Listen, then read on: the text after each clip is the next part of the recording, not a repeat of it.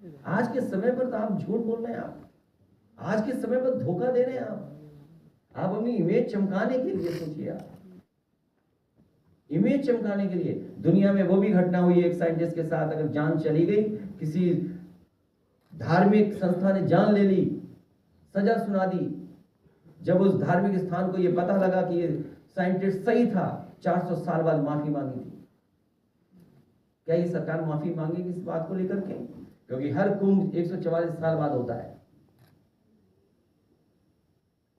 जो नक्षत्र, जो प्लैनेट्स की जो पोजिशनिंग है वो हमेशा सेम होती है, और ना जाने कब से हो रहा है कुंभ, क्योंकि इनके पास मशीनरी, अगर आप कोई बात कहोगे तो इनके पास मशीनरी है, वो इस्तेमाल करते हैं मशीनरी का। हम लोग तो केवल सावधान कर रहे हैं, ये लोग रहेंगे तो देश बर्बाद हो जाएगा। केवल यूपी का बजट नहीं, दिल्ली का भी बजट ऐसे ही निकल गया, मायूसी देकर के चला गया। जब उन्हें पता लगा कि मायूसी आ रही है, इससे कोई जनता को लाभ नहीं पहुंचा, तो सोचिए कौन सा बिल लेके आए, वक्फ का बिल लेके आए, जिससे जनता का ध्यान हटाते हैं। क्या मिला बजट से, यूपी को क्या मिला, सोचिए आप। आज जरूरी है कि लोगों का इलाज सही समय पर मिले, लोगों को नौकरी रोजगार मिले। अगर हम इस मॉल के नीचे खड़े हैं, इस मॉल के अंदर खड़े हैं, तो न केवल शोरूम है, यहाँ बिजनेस हो रहा है, बल्कि न जाने कितने लोगों को नौकरी जॉब मिले होंगे। एससीएल बगल में है, कई हजार लोगों को, बच्चों को प्रोफेशनल अच्छे जॉब मिले हैं। कम से कम हम लोगों ने डिलीवरी बॉय नहीं बनाया, व्हाइट कॉलर जॉब एससीएल में दिया है। कैंसर इंस्टीट्यूट बनी है तो जॉब पा रहे हैं लोग। ये सामने आपको बिल्डिंग दिखाई रही, जॉब पा रहे हैं वहां पर। आपका इकाना स्टेडियम है, कम से कम आप वर्ल्ड मैप में तो दिखाई दे रहे हैं इकाना स्टेडियम के नाम पर। इन्होंने बस स्टेडियम का नाम बदल दिया, कैंसर इंस्टीट्यूट का नाम बदल दिया, यही इनका सबसे बड़ा काम। सर, फॉरेन पॉलिसीज की आप बात करते हैं, अमेरिका से जो तीसरा इमिग्रेंट्स का जो जहाज है उसको उसी तरह से भेजा गया, उसमें कोई बदलाव नहीं हुआ जिस तरह से भेजा गया इनह्यूमन तरीके से। देखिए, अमेरिका बहुत ताकतवर देश है, व्यापारिक दृष्टि से भी और अन्य तरीके से भी। ये सरकार की कमजोरी दिखाई दे रही है कि जब देश के प्रधानमंत्री गए, उसके बावजूद भी अमेरिका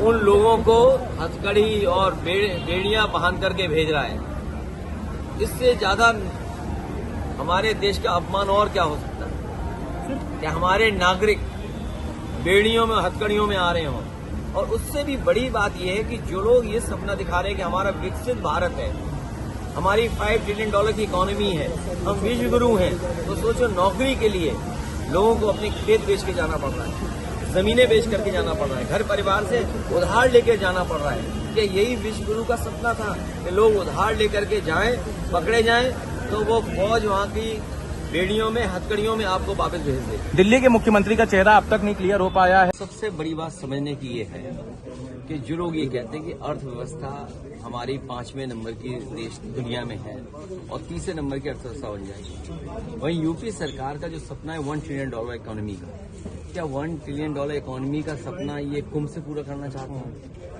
धार्मिक कार्यक्रम या इस तरह के जो कार्यक्रम होते हैं वो मुनाफे के लिए नहीं होते हैं, जनता की सेवा के लिए होते हैं। जनता वहाँ पुण्य कमाने आती है, वहाँ एक श्रद्धा के साथ लोग आते हैं। जो श्रद्धालु आते हैं तो सेवा करने का काम सरकार का है और सरकार उसमें नाकाम रही है। जो लोग ये कहते थे कि 10,000 करोड़ रुपए खर्च किए हैं, 100 करोड़ अगर दर्शनार्थी या श्रद्धार्थी आएंगे भी, श्रद्धा रखते हैं जो वो आएंगे, उसके बाद भी उनको इंतजाम मिलेगा।